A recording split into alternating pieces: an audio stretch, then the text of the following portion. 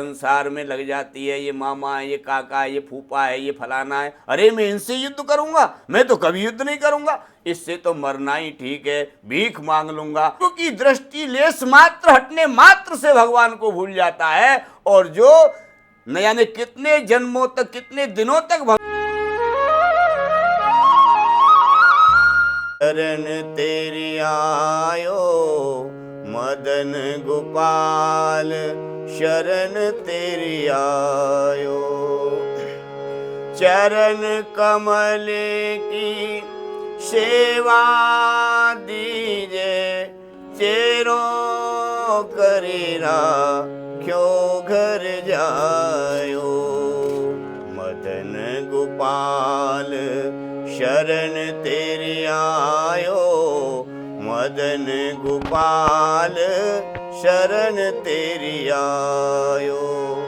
धनि धनि मात पिता सुत वंदो, धनि धनि मात पिता सुत वंदो। धनि जननी दिन गोद खिलायो। चरण कमल की सेवा दीजिए। प्रारंभ में हमारे जीवन में जब भक्ति का स्रोत उत्पन्न होता है तो प्रथम में माता के चरणों का स्पर्श जीव करता है। चरण कमल की सेवा दीजिए, उन चरणों की प्रथम में सेवा मिलती है। तो यहाँ आध्यात्मिक जीव जो जुड़ता है तो वहाँ भगवान के चरणों में, गुरुओं के चरणों में प्रथम में नमन करता है। आज की हमारी जो संस्कृति है, वास्तव में कि हमारी संस्कृति यहीं से शुरुआत करती है, चरणों से ही। माता के चरण, फिर पिता के चरण, फिर आध्यात्मिक गुरुओं के चरण, फिर हमारे प्रिया प्रीतम श्री चरणारविंद, उनके चरणों में तो जीव हमेशा हमेशा के लिए लीन होना चाहता है। तो वो चरण कहाँ से शुरू हुए? माता से ही हुए। तो यहाँ आचार्य चरण कह रहे हैं कि चरण कमल की सेवा दीजिए। हे प्रियालाल, हे प्रिया प्रीतम, हे गुरुदेव भगवान, हमको तो आपके चरणों तक ही सीमा है, यहाँ से आगे हमारी कोई सीमा नहीं है। तो चरण कमलों में हम कब तक सेवा करें? वो अनंत अनंत जन्मों तक। इस सेवा से हम कभी वंचित न हो जाएं। घर जायो मुह जान के चेरो मदन गोपाल। मैं आपके सी निज चरणों में, घर क्या कहते हैं? जब घर की देहरी होती है, जिसको दीवाल के देहरी कहते हैं, दरवाजा घुसने पे, तो वहां से ही साष्टांग प्रणाम करने का महत्व है। कहीं मंदिर देवालय में कहीं जाएं तो जैसे ही देहरी आई और वहीं से साष्टांग लेटना प्रारंभ कर दिया। क्यों कहते ना, संत मिलन को चालिए तज माया अभिमान, और यों जो पग आगे धरे कोटिन यज्ञ समान। कहीं पर भी हम जाएं, माता पिता के यहाँ जाएं, गुरुओं के यहाँ जाएं, संतों के यहाँ जाएं, भगवान के मंदिर में जाएं, तो प्रथम में यह है कि दीनता होना चाहिए, माया से परे होना चाहिए। जब हमारे अंदर दीनता आ जाएगी, करुणा आ जाएगी, तो अहंकार तो स्वतः ही नष्ट हो जाएगा। अहंकार जब तक रहता है, जब तक हमारे अंदर दीनता नहीं आती। दीनता कब आती है? जब सामने वाले को हम उस भाव से देखें, गुरु भाव से देखें, मातृ भाव से देखें, पिता भाव से देखें, भगवान के भाव से देखें। जब तक हम उस भावना में नहीं प्रविष्ट होंगे, प्रवीण होंगे, तब तक वो भाव जागृत नहीं होगा। जाएंगे लेकिन अहंकार के वशीभूत होके जाएंगे। वहां से कैसे आएंगे? लौट के थोते लौट के आएंगे, भर के नहीं आएंगे। भर के जब आएंगे, जब हमारे हृदय गदगद हो जाए, द्रवीभूत हो जाए। लोभी नार प्रियार जिम, लोभी के प्रिय दाम, तिम रघुनंत निरंतरो प्रिय लागो मुझ। तो हमारी स्थिति क्या होनी चाहिए? जीव एक साधारण स्त्री के प्रति कितना भाव रखता है, कितना स्नेह रखता है, तो विचार कीजिए, जिस माता ने हमको जन्म दिया है, जिस गुरु ने हमको भगवान से मिलाने का मार्ग बताया है, और जो परमात्मा साक्षात युगल लाल हैं, उनसे मिलने के लिए कितनी तड़फन होना चाहिए। हमारे हृदय में तड़फन नहीं है, न तो माता पिता से मिलने की तड़फन है, न गुरुओं से मिलने की तड़फन है, न भगवान से मिलने की तड़फन है। इसीलिए भाव नहीं बन रहा है। स्वार्थ लाग करें सब प्रीति, हम केवल स्वार्थ में ही लतपत हो रहे हैं। किसी से मिलेंगे तो स्वार्थ से मिलते हैं, और ये स्वार्थ विनाश का कारण बनता है। अगर स्वार्थ सिद्ध न हो और वहां भगवान हो तो बताइए क्या हाल होगा।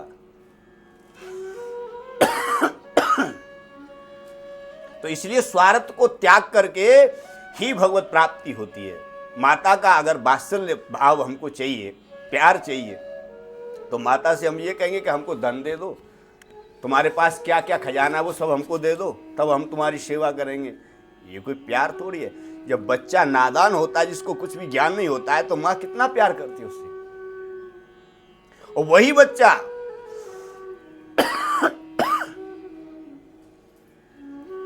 जब बड़ा हो जाता है तो वो क्या करता है, वो माता को भूल जाता है, स्वार्थ में प्रवीण हो जाता है। माता के पास ये खजाना है, ये हार है, ये है, वो है, इससे मेरी ये इच्छा पूर्ति हो जाएगी, इससे मेरी ये जरूरत पूर्ति हो जाएगी, और उसको वो खींचने के चक्कर में मां को भूल जाता है। जैसे मोह सकल व्याधि कर मूला, जब भगवान स्वयं भगवान श्री कृष्ण रथ में विराजमान है और अर्जुन सारथी हैं, धनुधर हैं, और भगवान कृष्ण रथ चला रहे हैं, तो वो किसकी बात मानेंगे? अर्जुन की। तो अर्जुन कह रहा है कि मैं किससे युद्ध करूं? तो भगवान कह रहे हैं सामने सेना तो है, इससे युद्ध कर। बोले पहले मैं देखूं तो सही किस किस से युद्ध करना है। अब बताइए, अगर हम संसार को देखने जाएं और फिर कहें पहले संसार को देख लें फिर भगवान को भजेंगे, तो बताइए ऐसा कहीं हो सकता है क्या?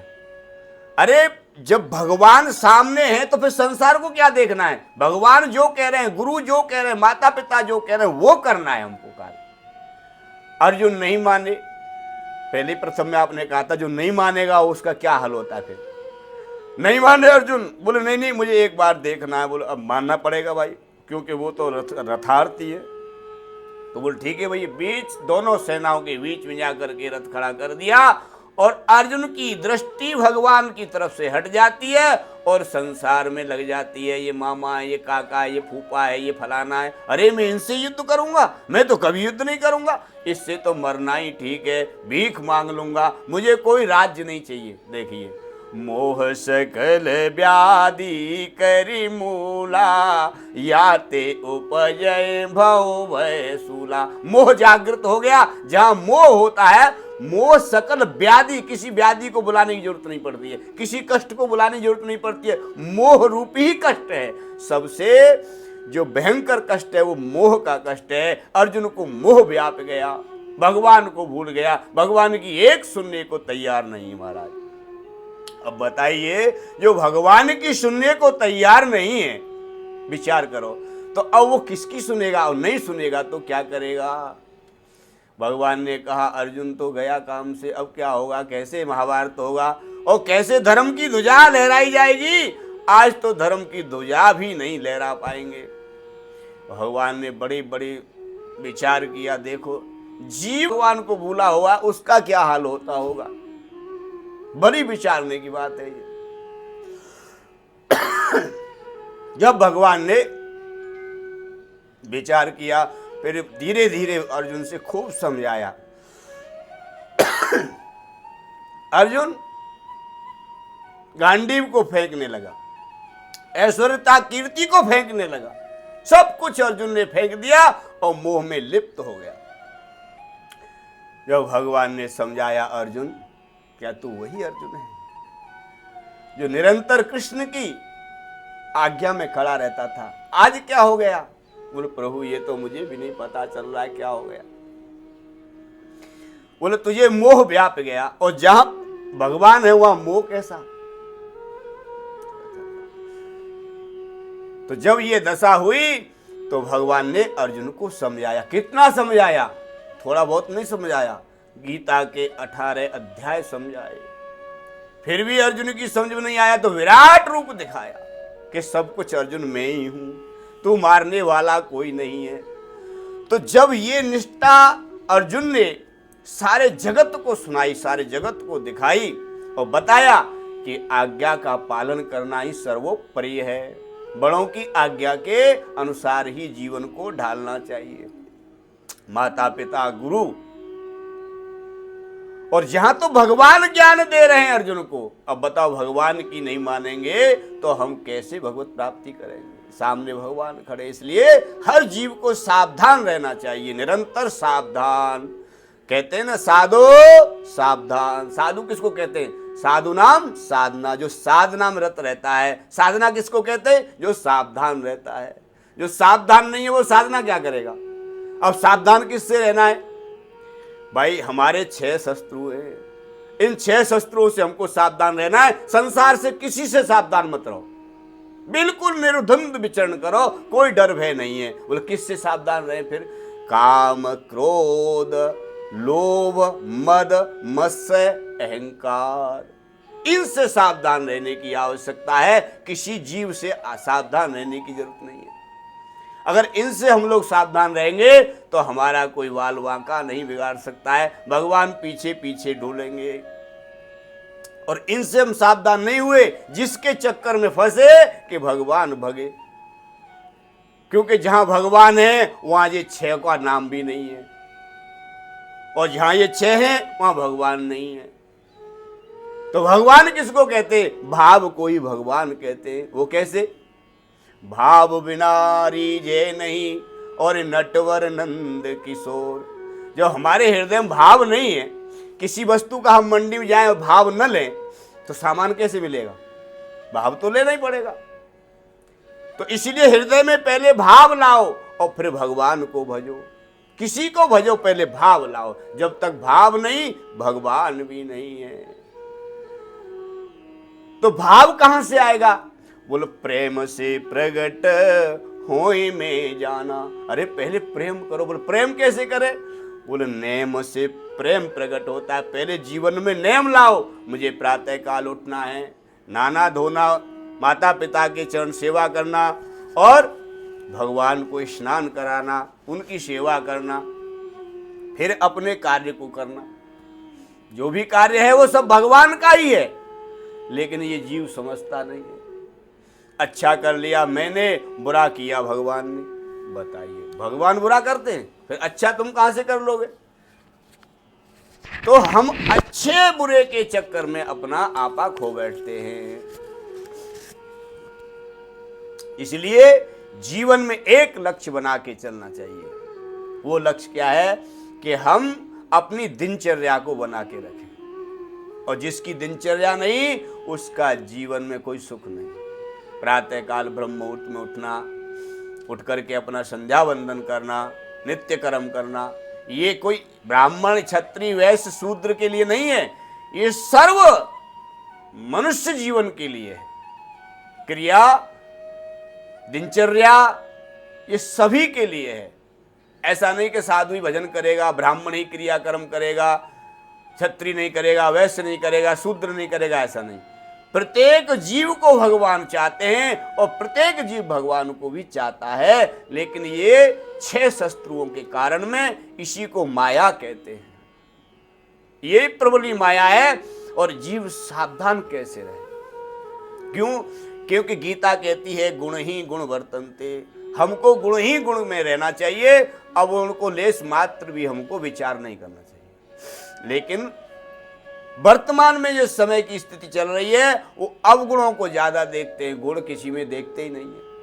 अब बताइए, गन्ना के रस को निकाल लिया जाए और छूछ में अगर हम रस देखें तो कैसे मिलेगा भाई? रस निकालने के बाद रहेगा तो वो गन्ना ही, लेकिन वो छूछ है, उसमें रस नहीं है। तो गुण से रस बनता है और अवगुण छूछ होती है, तो हम छूछ को ज्यादा यूज करते हैं।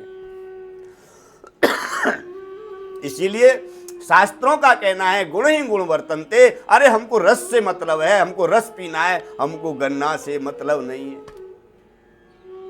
जब रस ही मिल रहा है, हमको गुण देख करके सुख मिल रहा है, तो अवगुण देख के दुख क्यों प्रकट करें? हमको अवगुण की तरफ तो जाना ही नहीं चाहिए। और जाता कौन है भाई? जिसको ज्ञान नहीं है।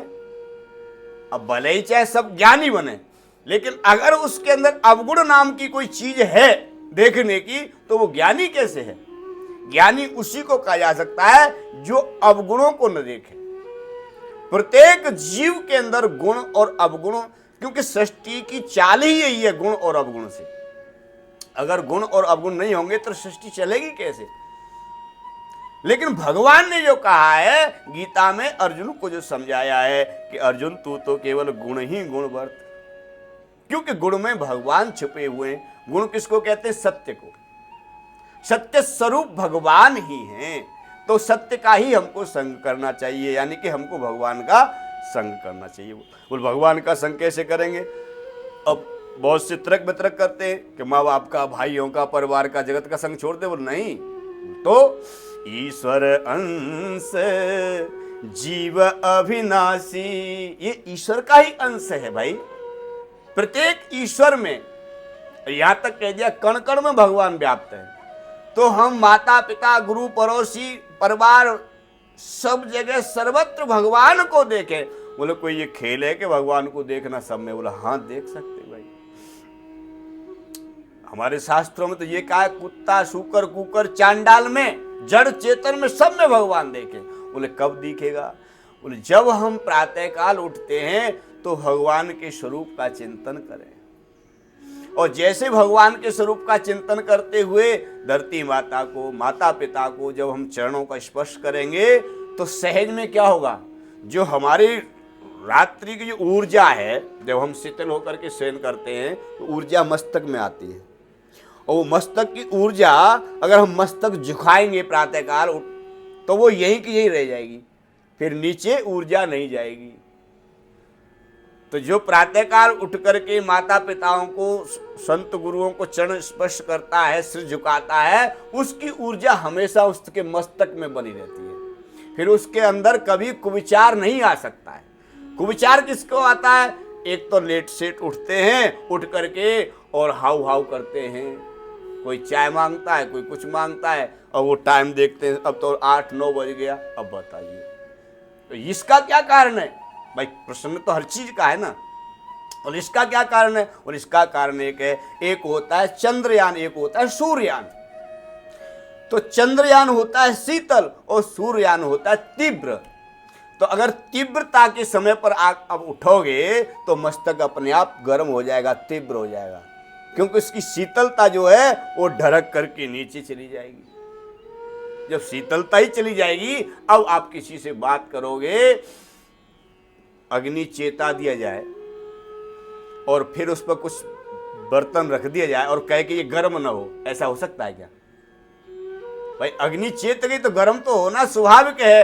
तो आप गर्म समय में सूर्ययान में उठ रहे हो तो वहां शीतलता नहीं रहेगी, और जो शीतलता में चंद्रयान में उठेगा तो भैया वहां जब आग ही नहीं है तो गर्माई कहां से आएगी?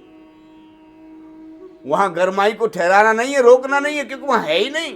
इसलिए ब्रह्म मुहूर्त कहते हैं, प्रातः काल में जो उठता है वो हमेशा शीतल रहता है, और शीतलता में ही भजन होगा, सेवा होगी, माता पिता के प्रति भाव जागृत होगा, सुंदर सुंदर विचार आएंगे। और अगर प्रातः काल के समय को जो त्याग देता है और वो सूर्ययान में उठता है, वो तो गर्मी में उठेगा, न माता पिता दिखेगा, न कुछ दिखेगा, और भागेगा, भागम भाग, शाम तक जब तक सोएगा तब भागम भाग उसका जीवन निकल जाएगा। इसलिए आज का विश्राम यहीं करते हैं, अब यहाँ से आगे फिर करेंगे। अभी इसी को समझो। श्री लाडली लाल की।